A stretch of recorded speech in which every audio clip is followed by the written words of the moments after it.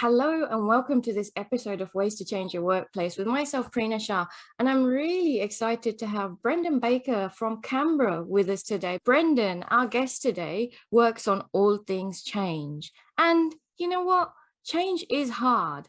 We all have a tendency to overcomplicate it, but by all metrics, current best practices are just not working, as most of us actually truly know. They are confusing, they're complex, and unnecessarily academic.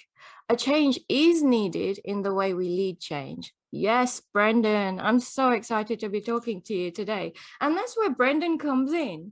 So, Brendon Baker is challenging the idea that change needs to be driven top down and administered with a ton of complexity. It need not be that way. Brendon's pioneering work in the internal influencer space is world leading. Brendon is the author of the bestseller book, Valuable Change, and a niche top seller, Creating High Value PMOs.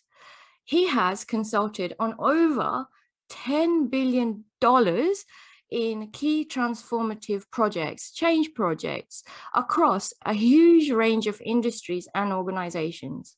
And Brendon's clients vary from high growth tech firms to household names like AGL and South 32, the big Australian names, as well as all three levels of the Australian government.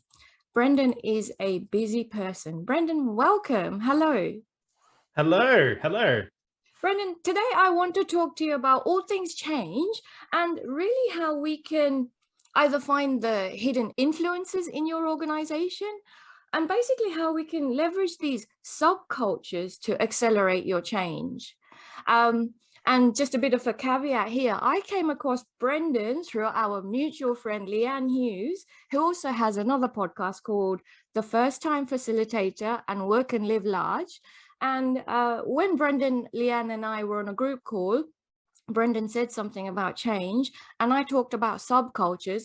And I think this is where this conversation will marry, Brendon. So welcome, first off. You do wonderful work. Tell us why you do it, Brendon. You've started to cover some of that in the intro, which is nice. But frankly, I've spent my entire career around organizational change and in all of its many forms. Yeah. Whether it's a restructure, whether it's a new culture, whether it's a new IT system, whether it's whatever it is that you're trying to process overhaul, whatever. I've spent my career on it, and what I've discovered was that it's hard, and it is really hard. People find change hard. Organizations find change hard. Leaders find change hard.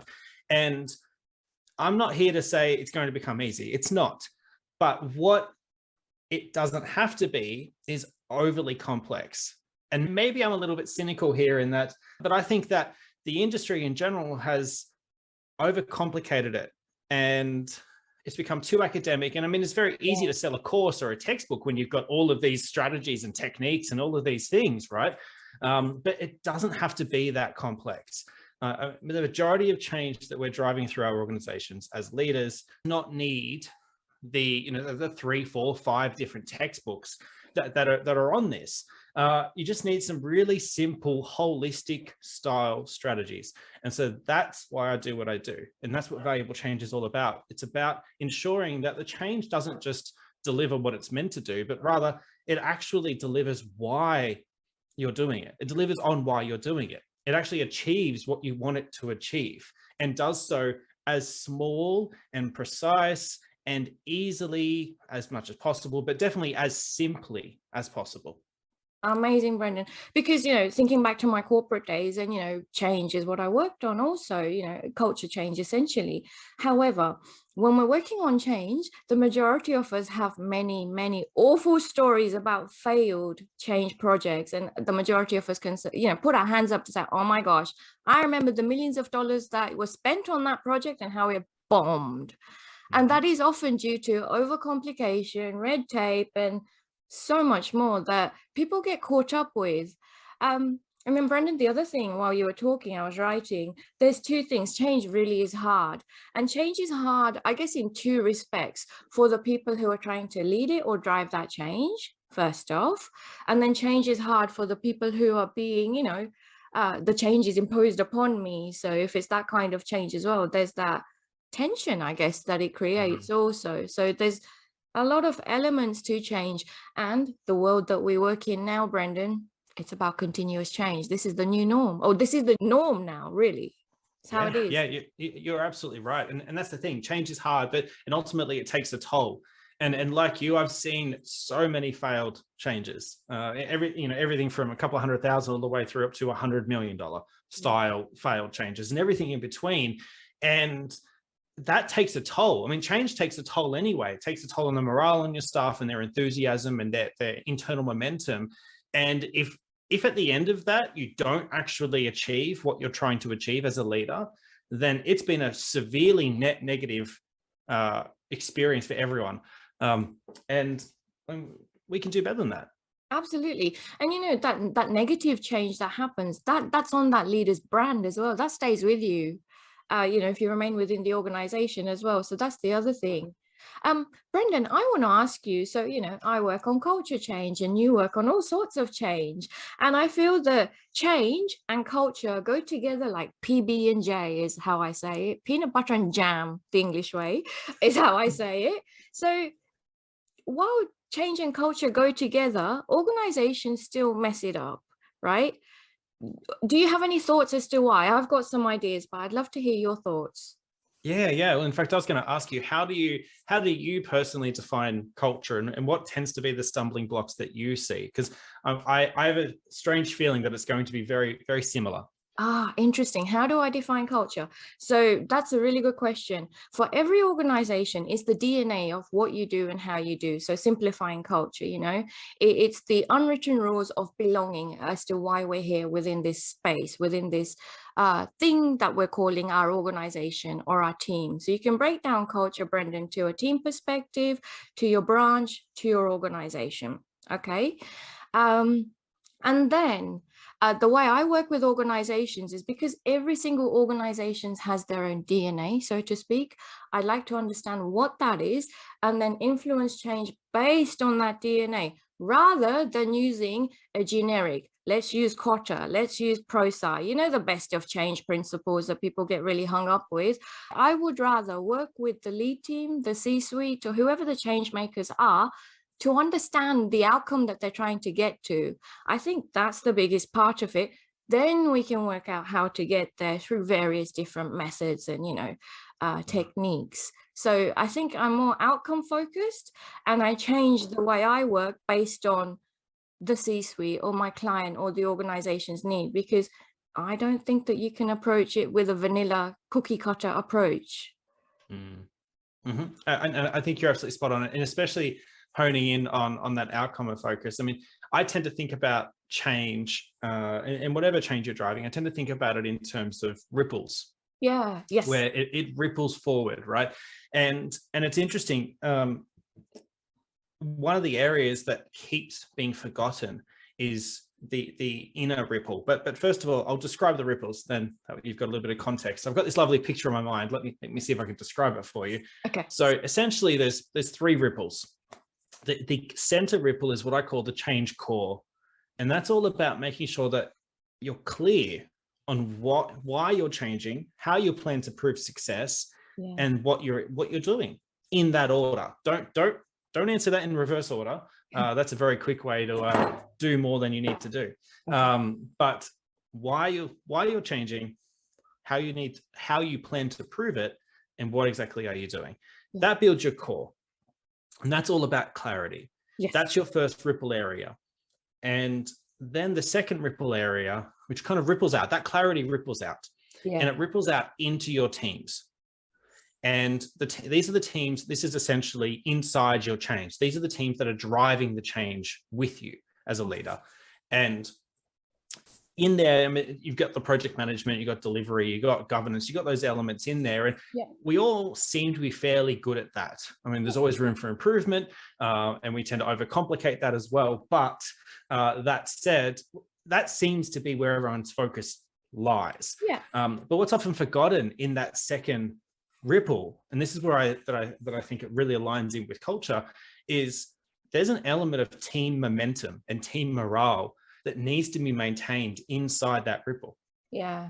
And if you lose that team momentum and team morale, that negativity or that flatness will ripple through into everyone else you're trying to influence and change, which is the final ripple, right? The final ripple is outside of your change, the people that you're influencing, the people that will ultimately need to adopt or change or whatever needs to be the case there.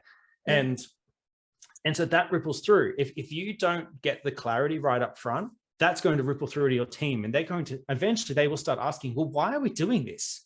Because this is hard, right? It's hard work, and change is full of resistance. And because it's a high friction, high resistance style thing to do, if you're not clear, if you don't get that inner ripple right, then that ripples through and people start to go, well, why are we doing this? Let's not bother. And then that cynicism or that lack of clarity will ripple out to the people that they're then talking to. And so you're going to get that flatness. And so you're then going to increase the resistance across everyone you're trying to influence across this change. And it's that ripple through. And so in terms of where the culture comes in, it's absolutely working with the culture and preserving the culture within your team, but it's also understanding the culture in that outer ripple as well, and finding the right people and those right subcultures to identify and link into and enlist as part of that third ripple. Boom. Brendon, I've got an example. So while you were talking, I had an aha moment. I remember working on supporting an executive team with a merger, and this merger, it was difficult in that there were diplomacy issues, and the organization that was being essentially taken over had a really bad culture, an awful, it went out to the media, everyone knew about it, so they were hurt anyway, right? So with this change project, what the PMO, the change manager, decided to do is, yes, they had all of the, they had PMO, they had delivery, they had governance, they had comms within the team, but then they brought me in as the conduit between that change team and the real people on the ground, and bridging the gap as to what was happening and relaying back both ways also, pain points, the good, the bad, and the ugly. And I think often that's the missing piece within culture change projects. I think even just generally change, any kind of change impacts your culture. Let's be honest, transformation is the sexiest new word. Transformation is change, really. And then, Brendon, the other thing I wanted to talk to about as well is that in an organization, often culture is ill-defined. So while you're talking about defining change, if you haven't defined your culture, that's going to be even harder to define your change, because who are you? What is your DNA? And then the other thing I find is, yes, okay, we're going to have this massive transformation project. Let's pick up the culture language and the culture work now. It's too late by then. You need to maintain this language and, this momentum on all of your culture work and your culture spiel, your comms, everything. It should be every day, rather than picking it up when, Brendon's coming in to help us. Let's talk culture now as well. That's when I've seen change really fall, unfortunately. And I've seen it work really well when an organization has that culture in mind throughout whatever they do.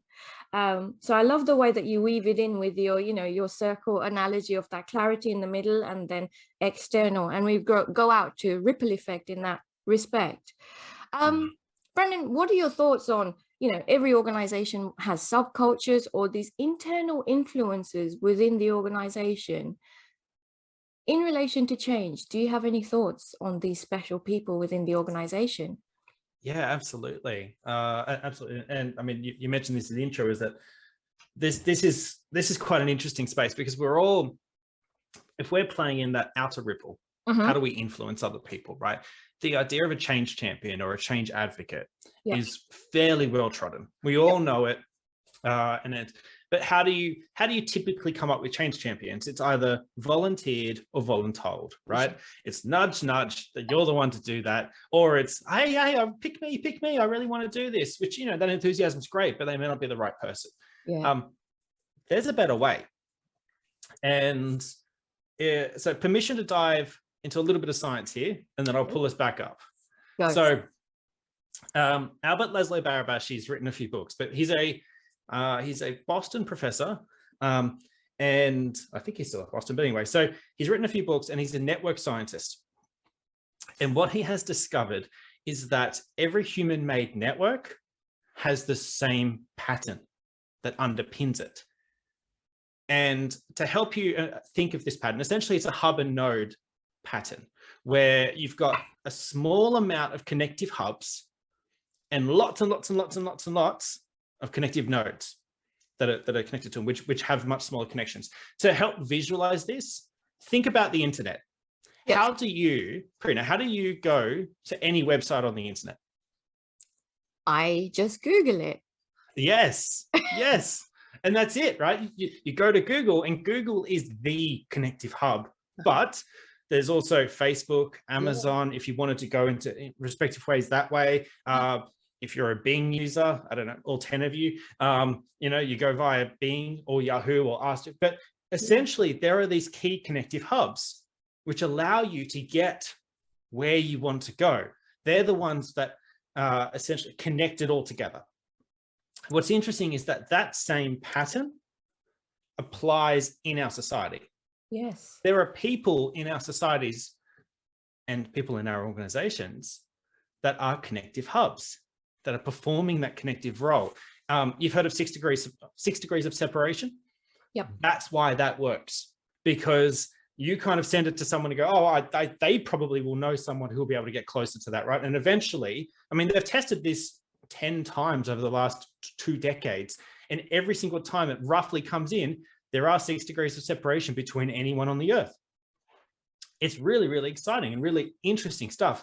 But the other thing about this pattern is that it's fractal, and that means it repeats however you slice and dice our society. Yeah. So in your team of 30 or your group of 150 or your organization of 2,000, this pattern is at play. There are people performing those connective roles.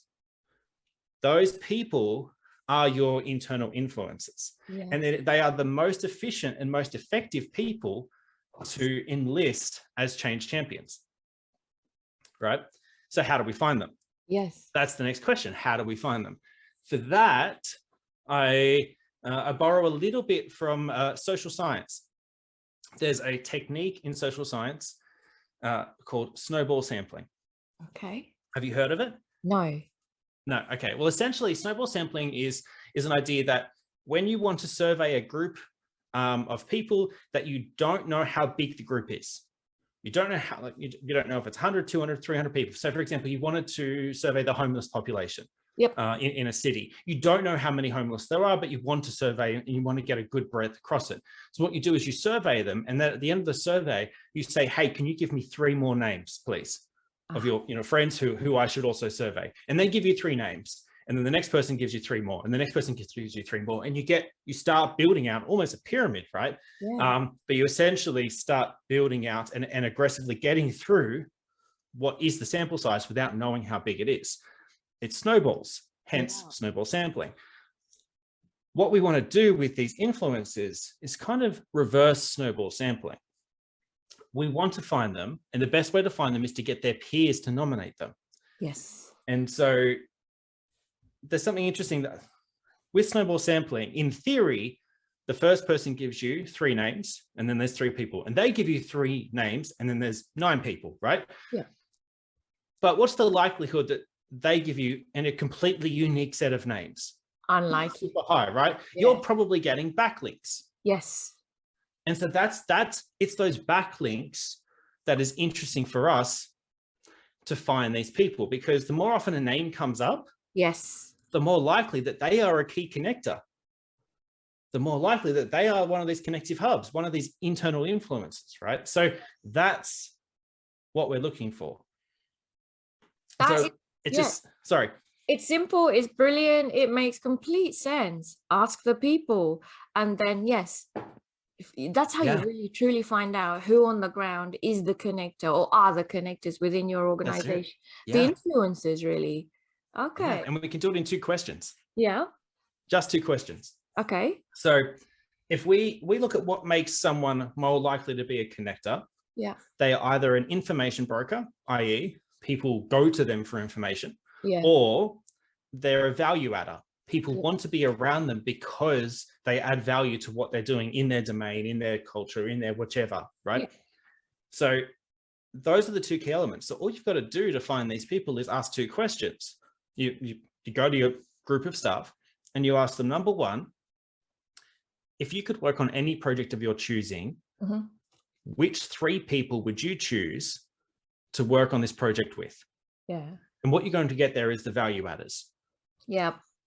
Because they're not going to choose anyone that's dead weight. No. Now, the value may be it may not be work value. It might be social value. It might be something else, but there will be value in having those people on board. Then the next question we ask is, who do you go to for news, updates, and gossip? Yes. That's your information broker. Yes. And so then you ask those two questions, you tally the names, and the people that come up on top, they're your internal influencers. This is brilliant. Brendon, in relation to question 2, who do you go to for news, updates and gossip? I know some HR people listening to this are going to think, oh my God, you can't ask that question. However, let's bust that myth.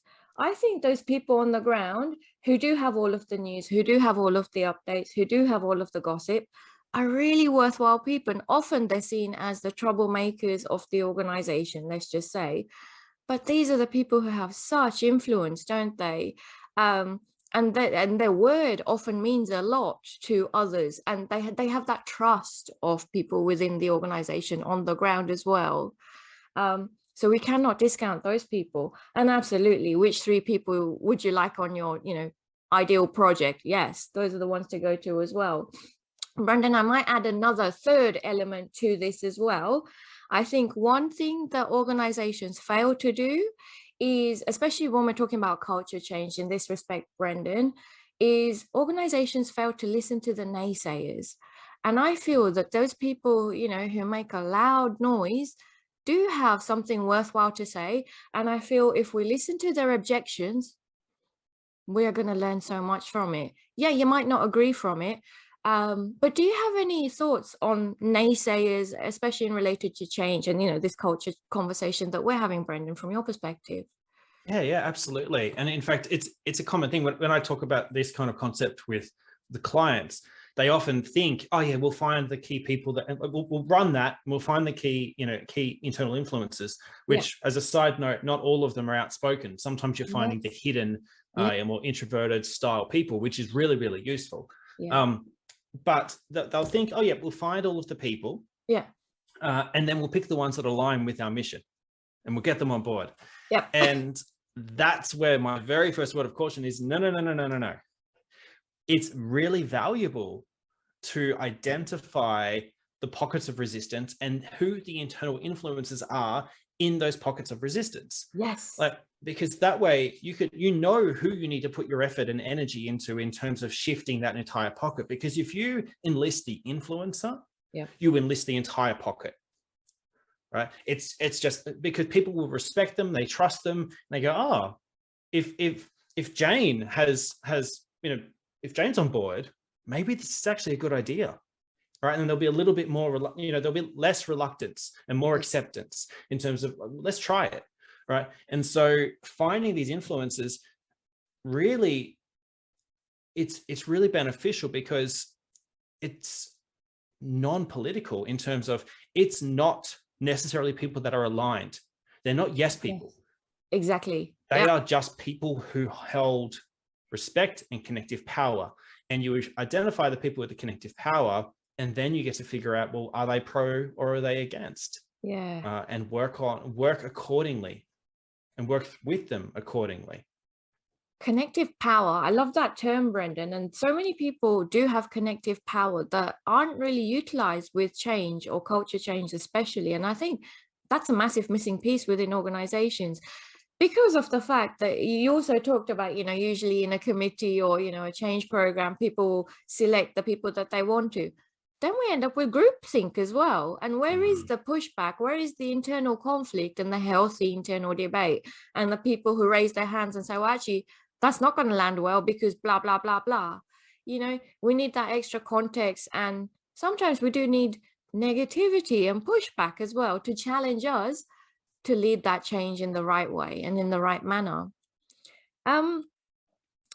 Brendon, do you have any projects that you can talk to, any practical tips or anything in relation to how your clients, or, any good success stories, because we often hear about the bad stories. Do you have success stories that you can share where culture change has been driven from a different way, in a different manner? Yeah. So something I'm working with a few clients on at the moment is essentially decentralizing change. A number of these clients have been through multi-year transformations, and they've driven it top down and sometimes it's been successful and sometimes it hasn't. Yeah.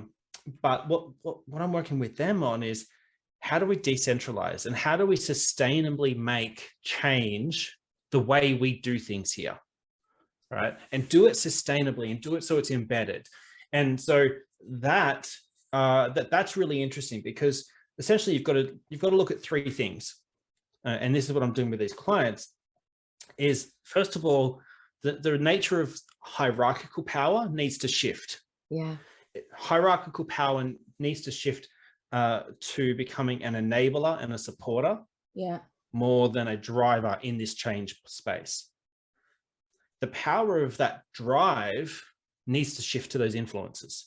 Yeah. And so you identify the key influences, and we are rallying them together into key change leadership groups, skilling up their capability, giving them the tools and techniques and support and whatnot that they need, so that they can drive that internally. And so you've got these people with connective power, with value-adding power, driving the change within their areas. Yeah. And then finally, the third thing that we're looking at together is, how do we shift the individual? Yeah. How do we ensure that the individual is most aligned with this new culture of change? And that is all about, how can we get them sharing stories and listening to stories? And it's all about leveraging storytelling. And I mean, there's newsletters, there's a bunch of things in there, but a few things I'm looking at with my clients at the moment is, maybe it's a private internal podcast focused on this change leadership, or maybe it's something different, right? And so that's the three levels, and that's what I'm working with my clients on. And the early indicators, as I said, these are current, but it's exciting. The early indicators is that this is really beneficial, and it's very exciting, really exciting across these groups of people. Wow, that's so powerful. Because Brendon, I know obviously you work in Canberra, so you no doubt work with a lot of government entities as well. So when we're talking about hierarchical organizations, Brendon, you are asking them to do something that is really against what they've been trained and taught, and but this is how we always do it here. I am a level blah blah, and you're asking a level blah blah to do this. So often organizations refer to people as levels, not as people. Also, so you are really changing the way that they behave in a change project, really, and giving the power back to the people in that respect. That's going to be brilliant to see how that evolves, and the uptake of that change as a result as well is going to be something really different. Yes. Yeah. I mean, even if you think through the ripples, right, where you've got this, well, these are the people that are influencing these are people that need to be influenced by the change as that final ripple.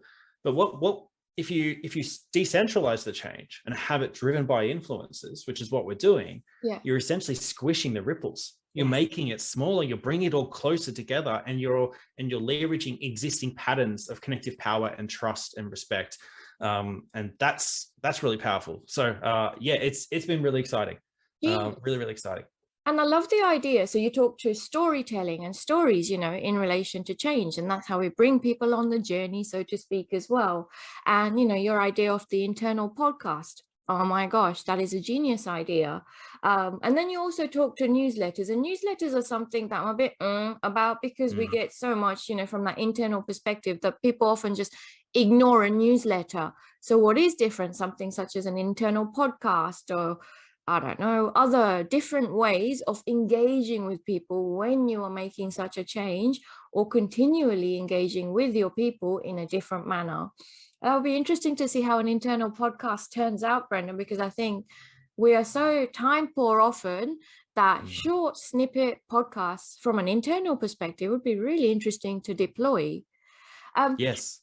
Brendon, you've shared so many tips and practical ideas with us in relation to how we can marry change and culture and how we can use these internal influences and these various subcultures within our organization.